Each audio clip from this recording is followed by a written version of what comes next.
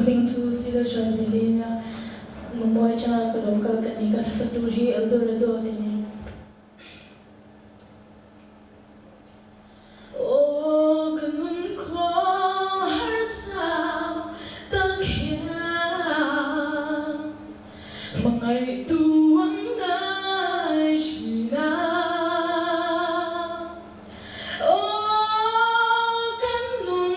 na'ya Lalpa ang ngay ani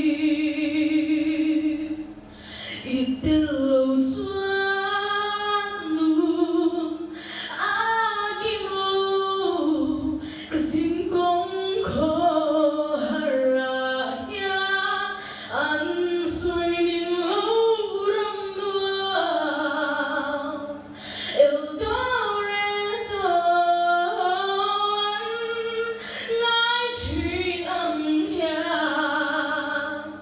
Lalpa